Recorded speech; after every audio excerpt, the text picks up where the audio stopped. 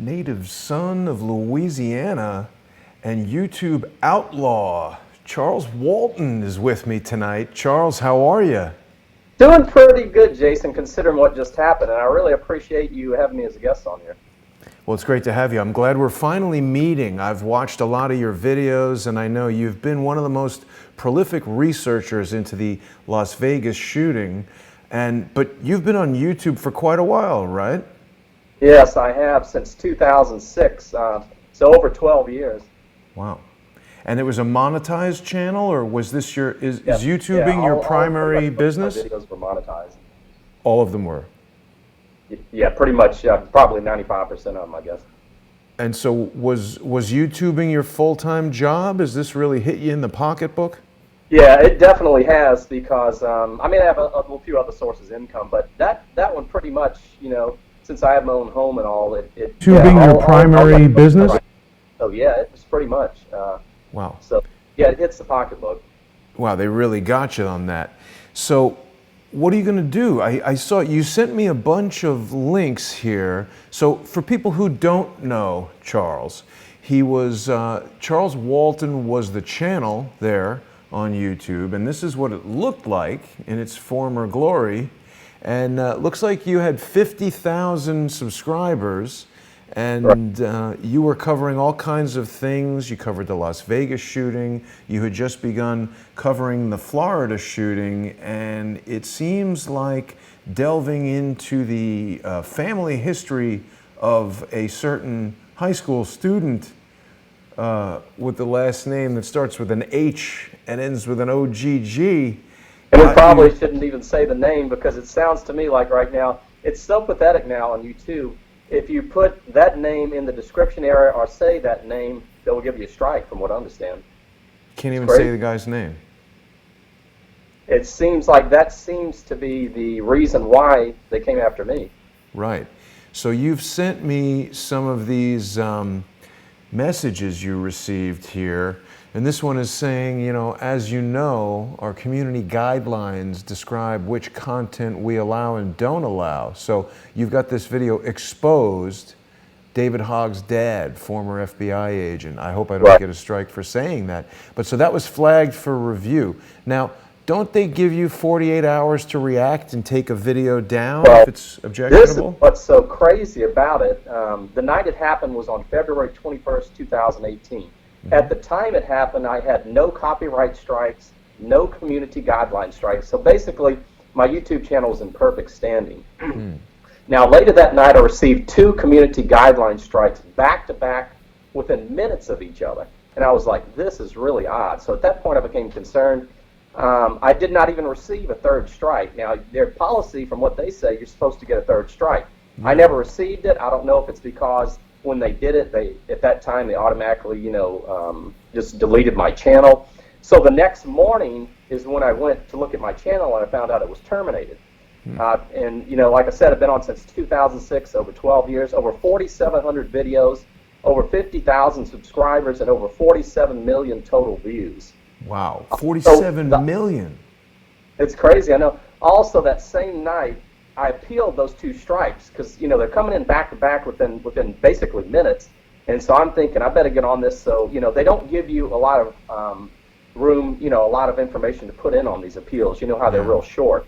But I went ahead and appealed both of them, and within a couple hours they denied both of them. And I was like, this is crazy and insane, because from my experience, when I appeal a community guideline strike, it usually takes a few days before you'll hear back from them. But it was like somebody was sitting by there at YouTube just waiting for me to send these appeals so they could deny them. Wow. Within hours. And that just makes no sense at all. It's really crazy. I mean, a lot of people, as you might know, Crowdsource the Truth also recently received a copyright strike on YouTube, and we got that for simply showing the logo for the Spanish riding school, and we had an equestrian expert who was telling us about how, according to him and various veterinarians, they're engaged in animal abuse. Now, in my view, the lawyer for the riding school could have and should have challenged what the experts or my YouTube channel were saying to prove what we were saying is false. But in the world of journalism, when you report on a story based on evidence and without malice, even if you're wrong, you need to do a retraction. It's not defamation or infringement on copyright.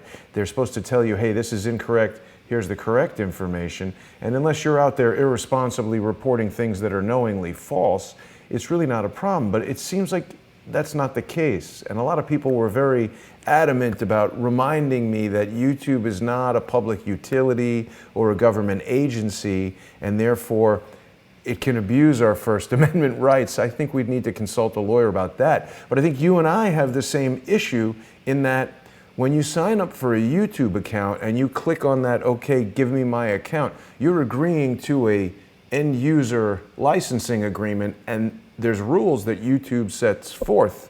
And you strike me as an honorable guy. You make a deal with somebody, you stick by your word. So YouTube is breaking their own rules. That's the problem. Exactly. And what they're doing is they create these community guideline rules that are so ambiguous. And I'm not exaggerating with this. If you read those, and you know what I'm talking about, if you read those rules, they could take almost, I bet probably 80 to 90% of the videos. You could just take a video at random, and that would qualify under their rules to be, you know, removed and give a strike to the channel. Yeah. Yeah. And the strange thing that I've noticed, Charles, is that, you know, maybe you've experienced this yourself, but when you start reporting on some of these controversial things, sure, I mean, there's, you know, sort of crazy people who come out of the woodwork to say all kinds of things, but I've had a lot of really aggressive detractors. And the funny thing is, they use my logos, they use my graphics, they use my likeness, they infringe on my right to publicity, to include my name and my company in their videos. I believe they're doing it in part to capitalize on the success of Crowdsource the Truth. But when I've tried to put copyright strikes or invasion of privacy strikes, when aggressive, malicious people come to my home and broadcast my address when I've done nothing to put myself in the national news, they say nothing. YouTube I know me, exactly what you mean. You know, and they advise me to. They're doing also, which is not right, and this is, I guess, started about maybe 6 months to a year ago.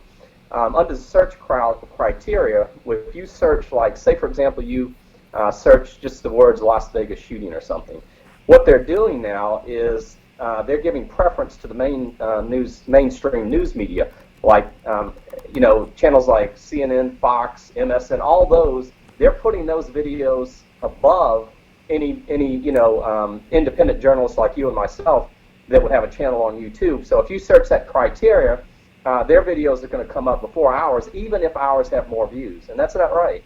I mean, and I'm not against them, any of the news media, mainstream media, been on YouTube. That's fine. You know, it should be for everybody. But I just don't think they should give preferential treatment to where they're putting their videos in that search criteria before ours, when ours have more views. Because what that ends up doing is giving them more views, and then, you know, they've already, I mean, those agencies are already making tons, millions of dollars, but you and I and others like myself that depend on this income, it hurts us because when you go to search that, we're not going to get as many views, so it's monetized, we're not going to get as much income. Right. Well, and the bigger issue than the income from YouTube, because I think that does fall into the category of, you know, they're sort of allowed to run their business however they want. The problem I find is that they're engaged in an unfair business practice in that, you know, YouTube was started by ostensibly a guy in his garage.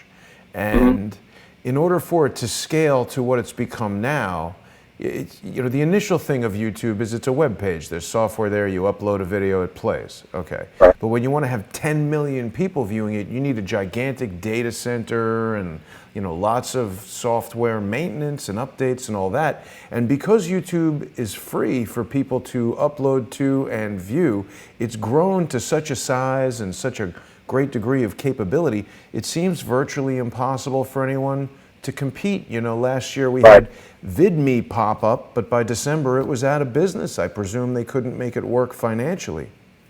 Yeah, they're so big when it comes to like personal videos that people put up. It's almost like a monopoly type thing. Right. And they're so big and powerful that that's the problem where it makes there's not really a lot of you have some things like DTube and different things, but the competition is not big enough to go up against them. So it's like they can bully and do whatever they want, and that's not right. And what's happening now is it's come to a point to where people like you and myself, creators, have gotten just disgusted. I mean, it's the satisfaction of people like myself and other creators and you is just very low. I mean, you can ask any of them. They're just disgusted. They're tired of it.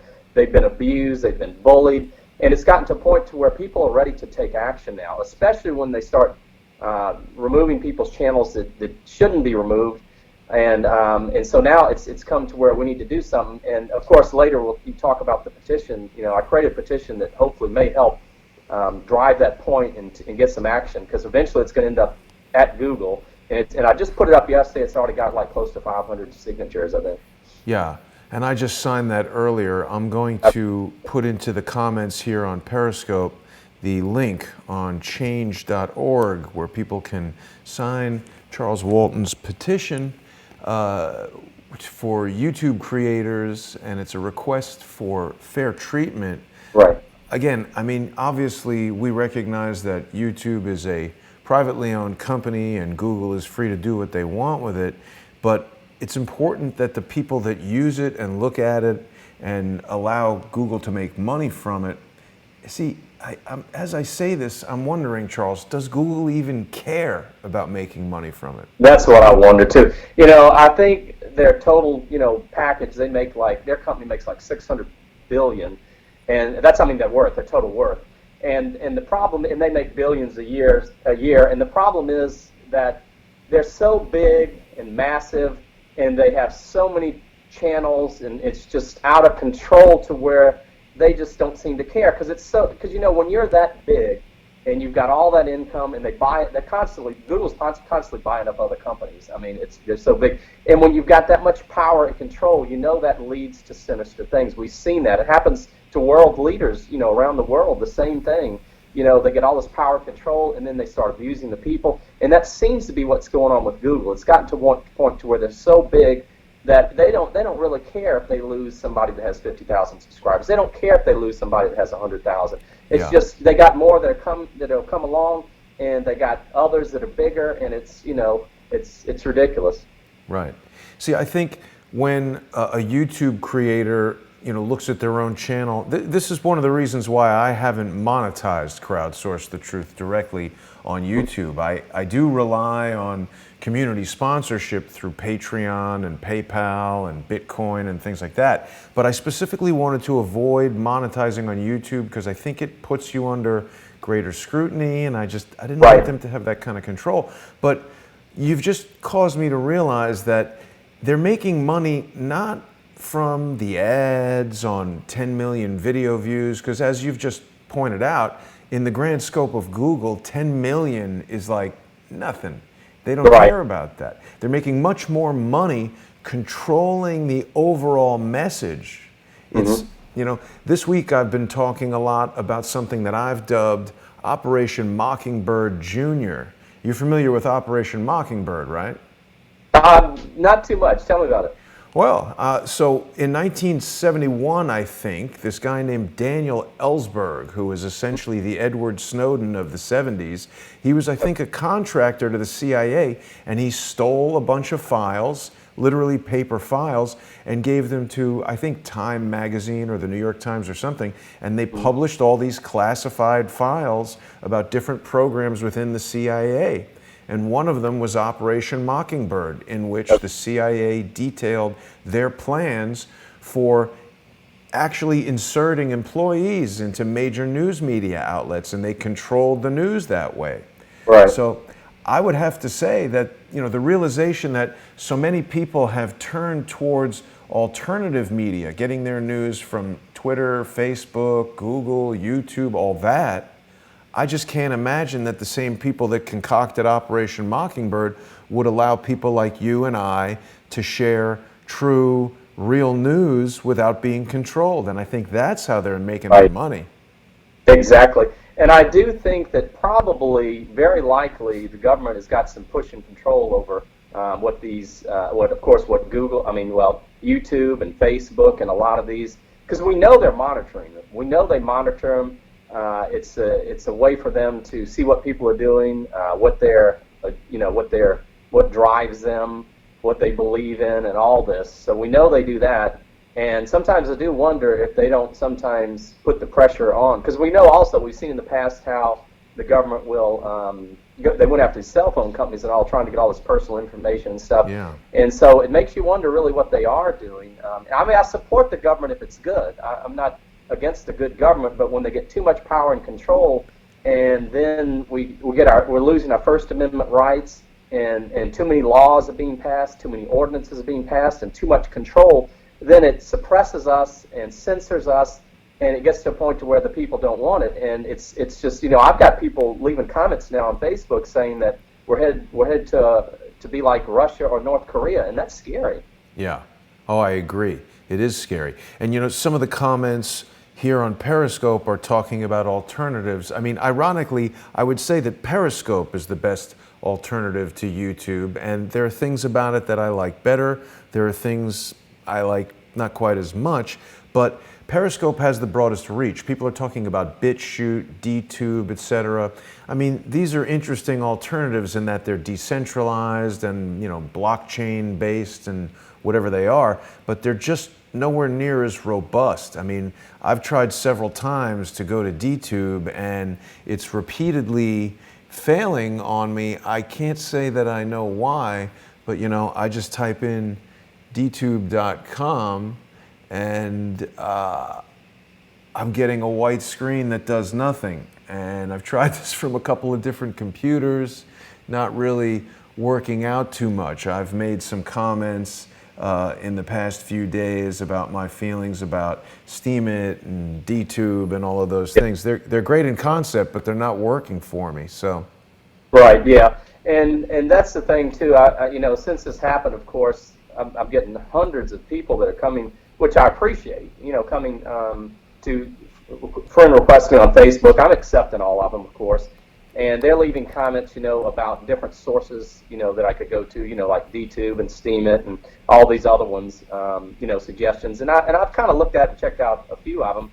And I know I can tell you this. Also, I want to mention, of course, that, according to Joe, his video's on up right now. I don't have to come back up. And I just found out last night that David Seaman, which is a lot of people, of course, like and follow, his YouTube channel was terminated yesterday, which is shocking. He had 170,000 subs there, and I found out this morning that he is now on DTube. He joined DTube today, and so I tried to contact him through his that other news source that he uses here. He has a channel on on Facebook, and they sent me back a message asking me to contact him, and so I sent him an email. Probably be hearing back from him. So, I used to be a patron of David Seaman, and I watched him quite a bit when he was doing initially breaking the Pizzagate stories. But, recently David Seaman had Robert David Steele on as a guest. And unfortunately, Robert David Steele is a pathological liar. And on that show with David Seaman, he chose to share several flatly untrue statements about me. I also met David Seaman in person and had a nice conversation with him. So I sent David a polite email saying, hey, you had Robert David Steele on. He said all this false stuff about me. I'd like to have a little equal time or even just a few minutes to address it. David didn't even write back. So if you're watching, David, I'd like to speak to you about that. I don't know, Steemit, I'm still skeptical of it. Everyone's going to make fun of me saying that. I get it that it's blockchain driven, but there's a lot of information about me on Steemit that's been put there by people who I'm not going to mention because they want me to do that to promote them, but it's purely false.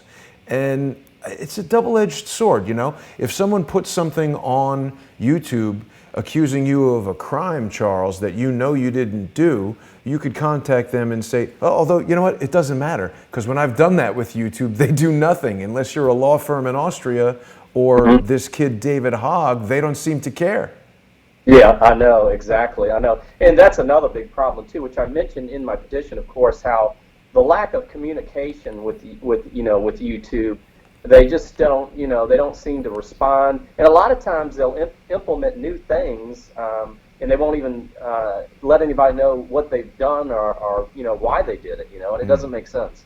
I had a brief conversation with the head lawyer for YouTube just the other day about my specific issue, and he said he would look at it. So the interesting thing that happened with me was I received a notification that said there's been a copyright strike, and it said specifically that YouTube will not act on this claim for 48 hours.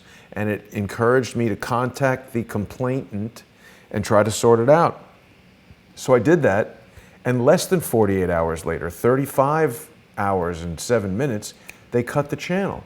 So that's what I mean. It's not a matter of they have to abide by laws and rights, but if they tell you something's going to happen in 48 hours and give you instructions as to how to go conduct a resolution and then change the rules midstream, well, what the hell kind of situation is that? How can you... That's crazy.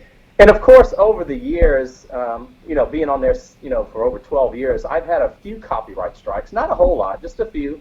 But I found that, just doing research and finding a way to contact the individual, usually it's for like a short video or something that they recorded that you just wanted to use in your article. And so, over the years, I found that, when I contacted, as long as I was able to find the personal contact, talk to them, we could work it out. And then they would take this. They would, retract the strike and everything works out. But because if you can communicate with people and explain, what you were doing and your purpose and all, usually they'll work with you. And that's, the easiest way to do it. But when you're trying to deal with YouTube, it's like they ignore you and they don't answer you and they just make everything ambiguous, and it's not right. Right.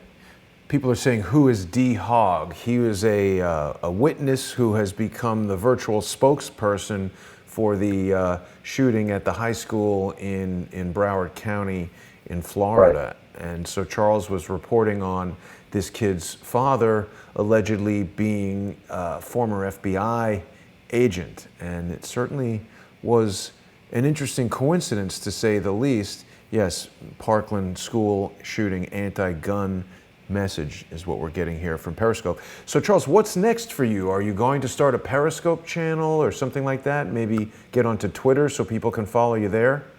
Yeah, for years I've considered getting on Twitter, and I probably should have, but that's a consideration. I'll check out Periscope definitely. I might get on DTube, other options, but I'm still going to give it a few days to see if this channel comes back.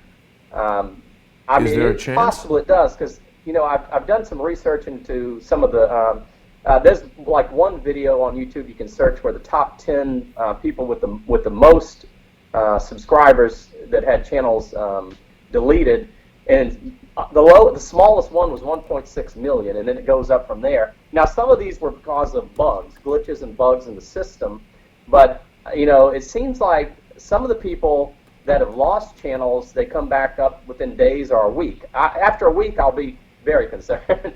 Right. But I'm going to give it a few days, because I contacted YouTube and Google both through several different sources, and I did that actually yesterday. Originally, of course, I gave my appeal and all that, but I've included more information and information about what actions I'm going to take if I don't get my channel back based on their actions, and it could even involve possibly a lawsuit. And so I contacted them about that information, and I'm going to see what happens from there on that. But I am considering other alternative sources to have videos up. Right. Calator Mensa is telling me that Operation Mockingbird had nothing to do with Daniel Ellsberg of Pentagon Papers fame. I believe, it's my understanding, that when he released the Pentagon Papers, that's what exposed Operation Mockingbird. I could be wrong. It might have been the Church Committee hearings, but the point is, Operation Mockingbird was a CIA operation to control the news media, both domestically and internationally, and they did it through things like the Associated Press and the New York Times and the Washington Post. And of course, Charles, we know that today the Washington Post is owned by Jeff Bezos, who owns Amazon.com and has a $600 million annual contract for cloud data services with the CIA. So there's really an unprecedented level of cooperation, collusion, whatever word you want to use, between intelligence agencies, huge corporations in this, technocratic industrial complex that sort of rules everybody's lives now. It's a little bit scary. It is. It really is. I talk about that in some of my recent videos, how the government is supposed to be for us, the people, but it's become what I refer to as a monster where no one has control over it, and it's just getting bigger and more powerful, and it's come to a point to where it's very scary because this monster's out of control, and it's taken, and we're losing our constitutional rights. There's crazy laws being implemented. You hear about all these crazy news stories that just are so shocking day after day now, and it's just like unbelievable stuff that's going on with schools, government implementation plans that come up. It's just bizarre stuff, and it's like things that you would never dream would happen in the United States of America. Yeah, I mean, you appear to be about the same age as me, and I remember when I was in grade school, Ronald Reagan would be on the TV talking about the Soviet Union being this evil empire, and, I'll tell you, people can watch Crowdsource the Truth on VK.com, which is a Russian social media channel. They haven't censored us yet. YouTube has. Yeah. I know, probably in the past 20 to 30 years, Russia is becoming more of like a democracy. They're moving more in the positive direction, and sadly, in the last 20 years and definitely the last 10 years, we're moving in the negative direction, towards it's crazy. I mean, you don't want to use the word dictatorship, but the way it's going, it's like we're losing everything. And if we don't stand up and do something, we will lose everything, and people realize that. And when I started exposing a lot of stuff in regards to the Las Vegas shooting and different things, I did a lot of videos on that and all. People that were not even considered thinking that, of conspiracies or things, never dreamed of it, never considered it. They're coming to me and they're like, I'm starting to question things, I'm questioning things. This doesn't add up. And everything involved in what occurred there is just the biggest cover-up. And I exposed so many things in regards to that, and none of it makes any sense. It really doesn't. Yeah, you were definitely a really important part of deciphering a lot of the eyewitness videos. Of course, you interviewed Corey Langdon, is that her name? Right. Yeah, I interviewed her twice. She's the famous cab driver, which is one of the key witnesses there in regards to the Las Vegas shooting, because she's right down there driving, at the Mandalay Bay when the shooting's taking place. And out of all the videos you listen to, the gunshots are louder in her video than any of them because, she's right there down below, and she's recording, and you can see two clocks. If you watch her video, you can see two clocks that are in her cab, and they verify the time. And also, some people come out and say, well, she's a crisis actor, but she's very legitimate. She's not a crisis actor. You can see her information in regards to the cab on the dash area of that cab. If you watch her video, it has her name, it has her information, and it has the time that it occurred, everything. And so it just doesn't make sense that that they're trying to cover all this up and everything. And there's so many unanswered questions in regards to that shooting. I'm showing one of your videos now. It's not the interview with Corey, but this is a video in which you were analyzing some photographs, talking about how there's no bullet holes in the brick wall, but there was bullet holes in the net fence, just pointing out evidence, pointing out your own observations, really the essence of citizen journalism, independent journalism, and they're trying to take you out. Now, I found this video just tonight on YouTube, but of course, someone else had reposted this. I think we want to sort of put out a general call. If anyone has archived or downloaded any of Charles Walton's videos from YouTube before the channel was taken down, what was the date you were taken down there, Charles? February 21st, 2018, just a couple days ago. Mm-hmm. So if and I know some people had mentioned, and I believe, I'm going to have to check, but I believe I have it in my email area, one of the sources, but at least two people told me that they were mirroring my videos as of several months ago. Right. And so somebody out there, is mirroring them, and they of course can contact me through Facebook and also the last few months, because I was doing a thing called Sub Talk, where I interviewed quite a few of the shooting victims. Las Vegas, one girl had a bullet to the arm and leg and talking to these people and all. And so I'd interviewed several of these witnesses out there, and they feel the same way that we do. They feel like that they're not getting the information they want. They feel like they're being lied to, which we know they are, and they want answers. So they support people like you and myself doing what we're doing, because that's the only way that they're going to get the answers. When we start researching and investigating things, then that's where things come up and they learn more, because the FBI isn't telling them much, the police aren't telling them much, everything's being hushed and squashed. And so they support us, and that's what some people don't understand, because you have some people with these agendas that are out there, like, occasionally you'll get a comment or something like, oh, it's horrible what you're doing, to the family members and all this, but the truth is, most of them support us and want us to do what we do, because we want the truth for them. They deserve the truth, and just like they did with the GoFundMes, you had Sisolak and the sheriff of Las Vegas. They got together and created this GoFundMe, and then after like $11 million came in on it, they didn't want to give the money out. It just sat back. I don't even know if they ever gave it out. Wow. Sat back, tried to find out all kind of reasons and rules why people wouldn't qualify. They even made it to where one of the victims that I talked with in an interview, she had gunshot wound to the arm and leg, and she didn't qualify because she wasn't in the hospital long enough. What? It's crazy. So the sheriff, Lombardo, created a GoFundMe ostensibly to help victims with medical bills and disability and people who couldn't work because they got shot and maimed. And you're telling me that there were victims among the... Why didn't they just, if you were shot, you're getting money? Right, I agree. I totally agree. And I certainly understand that, like, say somebody took bullets and somebody else was just, and of course the emotional scars can be very traumatic too. Just because you didn't take a bullet doesn't mean you're not suffering. Personally, I think anybody that attended that concert should get a little something. Now, some get less than others, of course. If there's people that died. Then there's people that took bullets to the leg and arm. Well, and they've got huge medical bills. What if you don't have the money to pay the medical bills?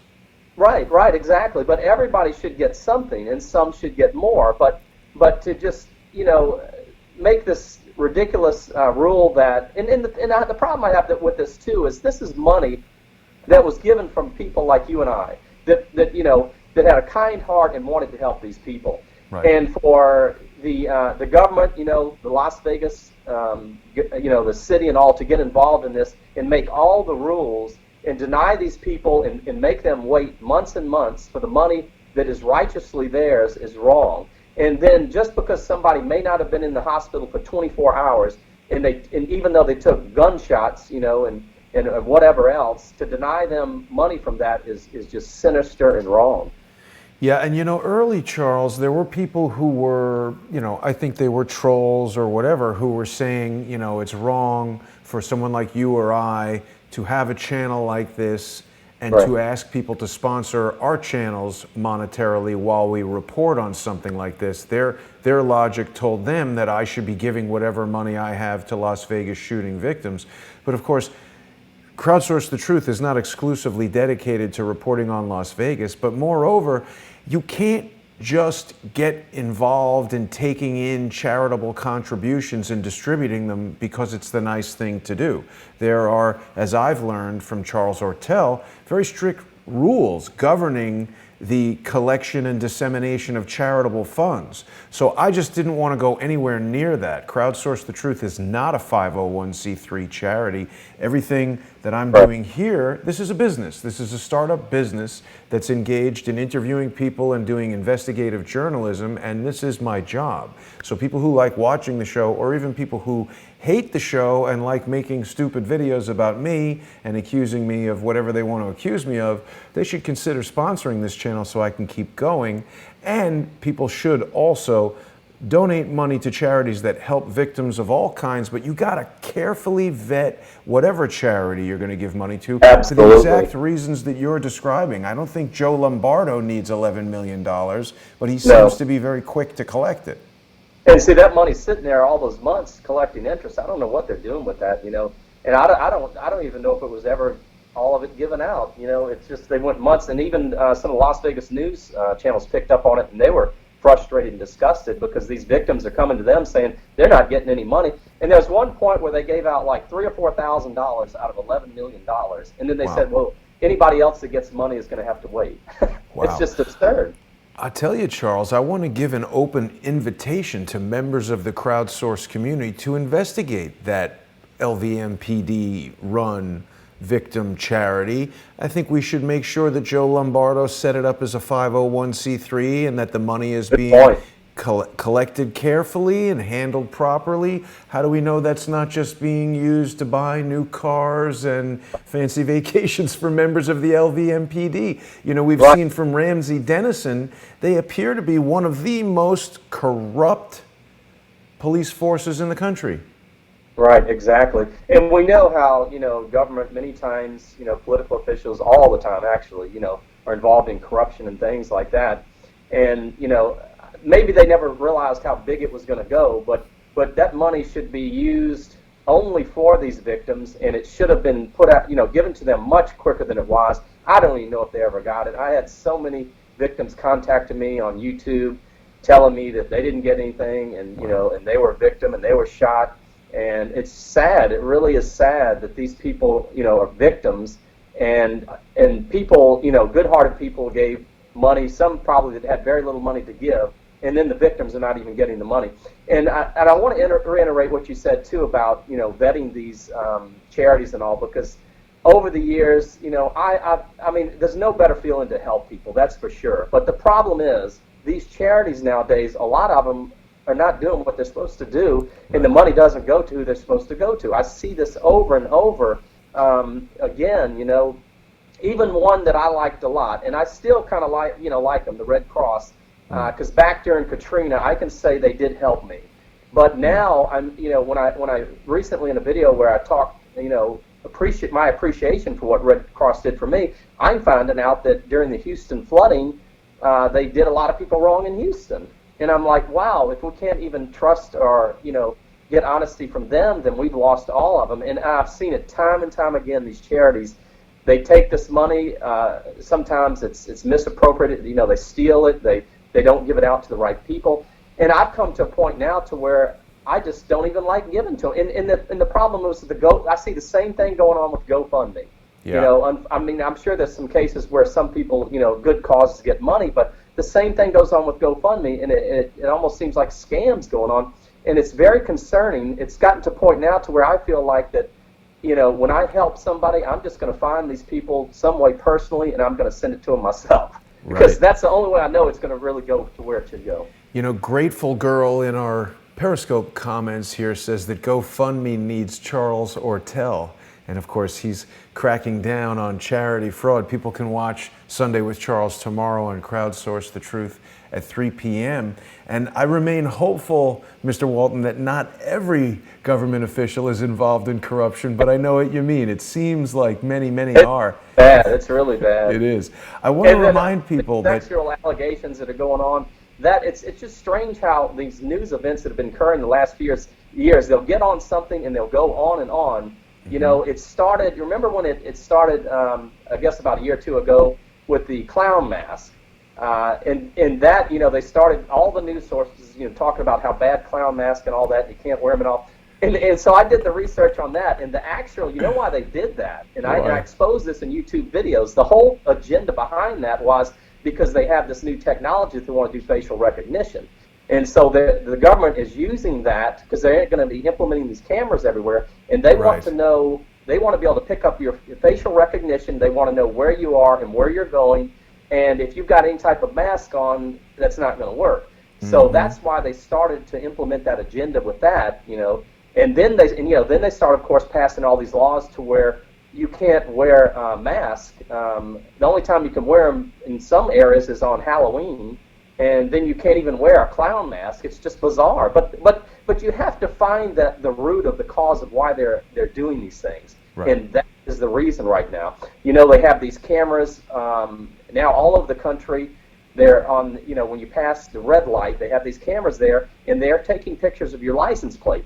And so they're combining all this personal information. They're tracking, the NSA. They're tracking your phone. They're listening to you. It's just more and more stuff. They want to know where you're going, what you're doing. They want to know everything about you, and that's where the problem comes in. Because then they start to violate your privacy and also violate your constitutional amendment rights. It's getting to be too much.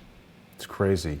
And I want to remind people that Charles has got a petition going right now. Charles, this petition isn't raising any money, right? It's just raising awareness for your cause. No, not at all. It's just about helping YouTube creators, helping us to get what we deserve and stop the bullying and the mistreatment by YouTube is basically what it is.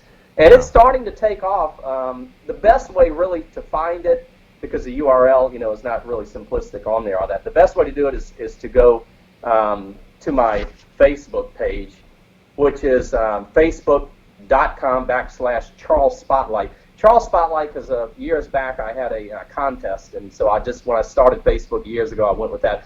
But it's two S's, facebook.com/Charles and Spotlight. That's how you can find it. And like I said, I'm getting a lot of people coming on there that are being directed to my Facebook page now that I lost my YouTube channel. I mean, they're just coming in constantly, which is really it's humbling, but it's a really good feeling to know that people like and support you to where they will find you wherever you go.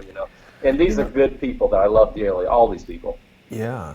And Charles, just as we're speaking now, I'm thinking that in a broader kind of sense, I think what the movement might want to consider is that Google, in many ways, has become a monopoly. And the fact exactly. that they control YouTube and they control it in this monopolistic way. What about a petition to Jeff Sessions or someone who has the ability to do some antitrust action and break it up? If YouTube was a standalone thing that needed income from creators, perhaps they would be financially motivated to be more interested in being fair. I mean, right now they want to screw you out of your YouTube channel because they don't like you spreading information about David Hogg. So they don't really care about the money generated by your channel. And of course I welcome, I'm just hoping that this video does go big viral, because eventually Google, they're going to send that to Google. And that's why I hope it'll go viral, because the things that I include in there are things that YouTube creators deserve and want, and we need to send them a message, because the whole problem is we all pretty much feel the same about the way they're treating us. The majority of YouTube creators are disgusted. They come to a point to where they're just fed up, and they're going to other places to host their videos, and they're just all around disgusted. But the problem is, even if you have a big YouTube channel, still you're just one creator, and so in that petition, I suggest everyone, as a combined effort, stop creating any more videos until YouTube meets what we want, our demands, because if we just singularly, individually go after them, nothing ever gets done. But it's got to, like you said, it's got to hit them in the pocketbook. That's the only way that's the only thing they understand is money. Unfortunately, they don't seem to understand compassion and appreciation for all that we do as creators. And so the only way it's going to hit them is if we hit them in the pocket. And the one way to do that is if every YouTube creator out there decides to, it's like a strike is what it is. You basically stop creating videos until YouTube responds to this petition and meets our demands in a satisfactory way. And if people jump on this and join that, then what's going to happen is all these YouTube creators that are making money for them through monetization, if they're going to start losing money. I mean, if they start losing money, then they're going to be like, you know what, we have to do something now. Right. Well, I think it's also a matter of, if you're using alternative avenues like Periscope, like Facebook. I mean, not that Facebook is really any better. It's a problem. Maybe we should be promoting VK.com, have everybody host, but then the Russian government will have all your information. I don't know what we can do. I know, yeah. There's no doubt. I mean, there's things I like about Facebook, but there's some things that they've done recently I don't like, and they've obviously seemed to be being bullied by the government also. I noticed recently on Facebook to where it used to be to where, like, if I had a video that I wanted to share with, say, Fox News or something like that. One of my YouTube videos. And occasionally I have a story that I think that people might be interested in, and they might. I don't take the video and go post it on a lot of different pages, but occasionally I might take a video and try to put it up on, like, say, Fox News or something like that, or I might send it to Tucker Carlson or something like that. And so recently, within the last few weeks, I found out that if you try to do that, they automatically spam it. As soon as you put it on there, it comes up as spam, no matter what it entails. And then you have to wait a few seconds, and then you can push a button, you can push an arrow where it says show video, but they still have it under spam, and then a few seconds later something pops up, is this spam, and you can hit it and say and send them a message no, but that doesn't do any good. They don't care. The video, yeah. And then the craziest thing is, I sent one, I think, to Tucker Carlson or somebody today, and I did that. And then after I did it, it said only you and Tucker Carlson can see this video. Isn't that crazy? Yeah, I think he's a little busy. He might not be looking at it. He probably won't even see it. But that's the whole point, was me to put it on there so other people could see it and find out, what's going on and expose the truth. Yeah. But the problem is, if you try to post a video on a lot of areas of, and I'm not talking, I understand that they have measures to where if you try to post to like 20 different places, it's going to start popping up as spam. And I understand that and that probably shouldn't occur. But just posting it one time on one site, right, and automatically coming up as spam and nobody can see it, that's ridiculous censorship. Of course. Well, I can tell you, Charles, you're getting a lot of comments here on Periscope. People are saying that Facebook is censoring streams. Yeah. No Facebook for me. They hate Facebook. The last few weeks and months has just been ridiculous. I mean, there's a lot of other things they're doing now too, and it's scary because the reason we go to social networking sites is for freedom of the press, freedom of speech, First Amendment rights, freedom to assemble, Second Amendment, gun control, all kind of things. Our constitutional rights, and to be free. We look at This is the thing. United States has always, in my opinion, been the greatest country, and what makes it so great? It's freedom. It's a freedom, our freedom to express ourselves, a freedom to be who we want, a freedom to do what we want. And that's just been chipped away and taken away in big, huge chunks over the last few years. And people don't like it. I don't like it. We don't like the censorship. We don't like these things that are going on, and it just makes us angry. And it's not right because they're not listening to what we want. Mm-hmm. Well, I'm glad that you and I have connected, Charles, and I certainly would welcome you back at any time. If you have information that you want to share, I will gladly share my venue here. Now, was there anything big that you were working on relative to Vegas or Florida? What do you think about this whole were helicopters used in Vegas? Which side of the helicopter debate are you on? That's certainly a good question. And of course, some people, are very much into that. That's questionable. It's definitely questionable.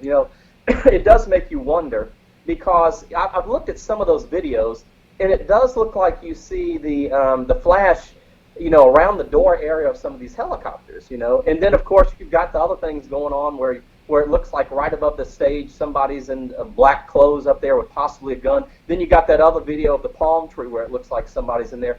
And so, it makes you wonder what's going on. Now, I can say this. I interviewed a number of the Las Vegas shooting witnesses, quite a few that were down right there at the concert as the shooting were taking place. Mm-hmm. And the majority of all of them say that they felt like the bullets were raining down, coming down. So then, of course, you have to question, if that's the case, then obviously it's probably not going to be any ground shooters. But by raining down, I mean, if somebody was up above the stage area, up in a tree, it, could still, they could sense that it was coming at an angle down, Mm-hmm. But I don't know. There's so many questions in regards to that. I also want to mention, of course, in regards to the two strikes, the two community guideline strikes that I got. Of course, I mentioned that one was on, hog, which that seems to be the one that really the agenda was to come after me, because they didn't want that exposed when I talked about his dad being a former FBI agent. But I said nothing threatening in that. Of course, I never threatened anybody in any YouTube video. The second one, what I want to mention real quick, too, was pictures of Stephen Paddock's room, which we know there's hundreds and hundreds of videos out there that show the pictures in the room. I just, did my analysis on this and what I thought in regards to those pictures. And oddly, that the second community guideline strike that was on those pictures is a video that's been up for months and months. It's been up for several months, going almost, back to when, at the point in time when they released those pictures, that's when I put that up there. And so it was almost like as if they just, they wanted to go after me on the hog one, but then they needed one or two more, and so they figured, well, let's do this one, And this is what I want to mention too. Now, some of the videos up in regards to those pictures were graphic. They showed the dead body of Stephen, the supposed, we say, the supposed dead body, because we don't really know, but the supposed dead body of Stephen Paddock with the blood and all that. But I did not put that picture in any of my videos. Right. And I actually did, but I edited out the blood in his head area and all that. So there wasn't anything graphic in that video that they could have gotten me for on those pictures, because I want to mention that too. And let's see. Yeah, don't they just age restrict it? Censorship. We're losing our First Amendment rights. But Charles, aren't they supposed to just? Aren't they supposed to just age restrict a video if there's something graphic in it? Right. That's what I do exactly. If I got anything that's, and I kind of tend to not even put anything graphic hardly up anymore, because I know how YouTube is with that. But if it is anything that should be viewed by 18 or older, I always implement that into the video. Now, I don't wait for YouTube to do it, and I'm sure you do the same thing. I put that restriction on there exactly. But I didn't have very many videos that I had to do that with lately, because I basically stopped putting hardly anything graphic, because I know YouTube and what they're doing. And I'll mention this also. This started with this censorship and this control of not wanting us to talk about shootings and all this stuff. Started quite a while back, probably at least over a year ago, because I can also tell you that I used to talk sometimes about like ISIS. I would talk, and it just news reports, not anything graphic or anything disturbing. Just sometimes I might talk about how they were moving into a certain area, or we were getting control of them in a certain area. Just basic stuff. And YouTube started going after me for that. I remember getting one or two community guys. Oh yeah, I remember there was one incident where I talked about ISIS had moved into south of Texas into Mexico. Right. And this was confirmed. This was confirmed by the Department of Homeland Security. Confirmed this. This wasn't me just saying that. It was confirmed by our government. And they had moved into this area south of Texas. And so I mentioned in the video that they were in that area, and it possibly, we need to be concerned in the United States. I got a community guideline strike for that. Just talking about that. So I got to where I don't even talk about ISIS anymore in videos, because I'm afraid to do so. The censorship is so bad that if I put the ISIS word in there, I know these videos will not get monetized. None of them. And I'm glad you're bringing that up, Charles, because right now, as you're saying that, we've got the real Kolchak here on Periscope reminding us that YouTube is a private company. They can ban or block anyone. Yep. It has nothing to do with the Constitution. And I just want to reiterate that what we're talking about is an end-user license agreement that you or I or anyone with a YouTube account agrees to. So when you enter into a civil agreement, you do what they say you're going to do, they do what they say they're going to do, and everything's hunky-dory.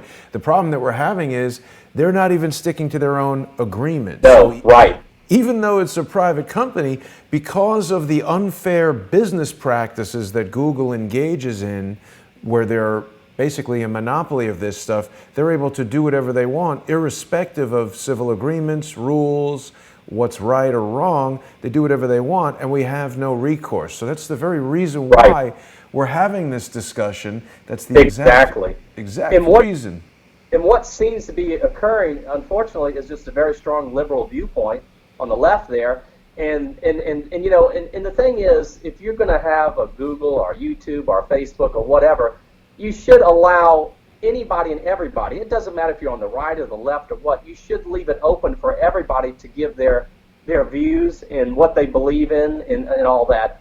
But when a company as big as Google and YouTube, if they start pushing and censoring to where they only want their viewpoint expressed, and then that's a major problem. Right. And that's when a lot of constitutional issues come about there, because you can't do that. You can't start giving people strikes just because you're a big company and you're promoting gun control. You don't like Second Amendment rights as much as others. You can't do that, and that seems to be what's going on. Yeah, and again, this conversation is really making me think about stuff. Just because they're a private company, I don't think that means they can violate your No, constitutional I agree. rights. Right. They can't violate our First Amendment constitutional rights.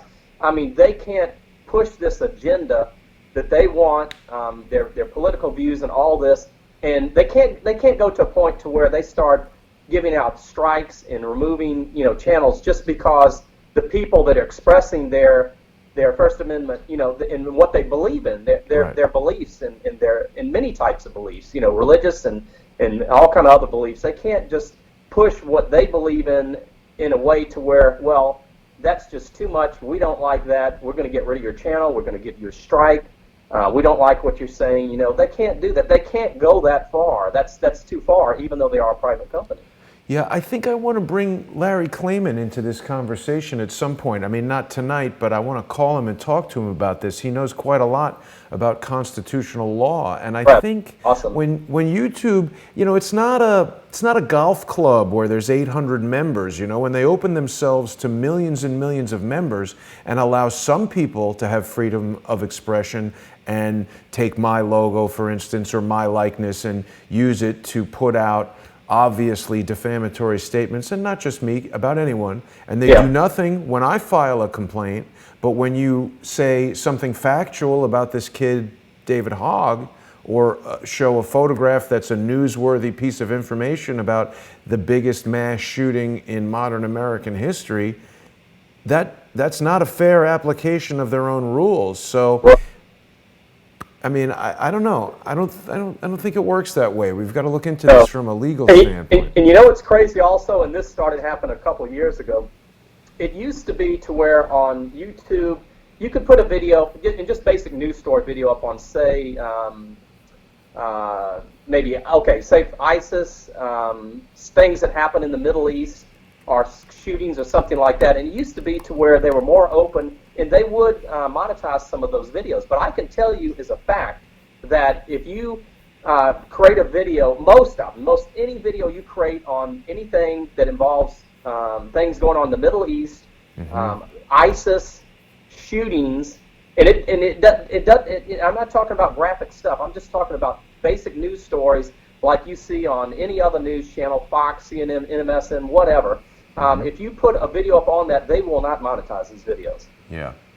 And that's not right either. And why is that not right? Because think about this point right here. If I go to CNN, Fox, MSN, any of those news, NBC, ABC, CBS, any of those, if I go to any of those online, news sites, what happens before you watch a video on shootings, ISIS, Middle East, anything? What happens? They play an advertisement. That's right. Before, and if you and see this is really a good point right here. This is an excellent point that I want to enter right here, Jason, and you know exactly what I'm talking about, because think about this. Okay, say even if you're watching one of the stations on cable TV, CNN, well, any of these, Fox. Did they say, well, okay, we've got a school shooting going on right now, so until this is over, we're not going to put any advertisement, we're not going to any of our sponsors, we're just going to talk about this, and when it's over, then we'll go back to our ads. They don't do Because that. it's insensitive. So why is YouTube doing that to us? Right. That doesn't make sense. Because, they're telling us that, well, our sponsors will not sponsor any ads on anything that involves the words ISIS or shooting or anything like that. I find that, I don't know, I just don't believe that. How can that be true when all these other news, these mainstream news media are getting advertisement from the same advertisers, the exact same advertisements, advertisers on the internet and on their cable channels? They're getting sponsorship from them on the same things that they're telling us they can't get sponsorship for us on. Does that make any sense to you? It does not. I mean, I can understand that they're more sensitive when it comes to monetized videos and ads, because they are selling that to an advertiser. But I think in the general sense of, I could see them saying, hey, you know what, we can't monetize this video because it's controversial, but to just delete it and even just eliminate your ability to speak your mind, let's say you choose, okay, I'll leave it up without monetization, that seems really, really wrong to me. And I want to remind people again that Charles Walton has got a petition here on change.org. And for our viewers on Periscope right now, I'm going to put the link right into the Periscope comments. So that'll stay with the video and people can click on that. And I appreciate that.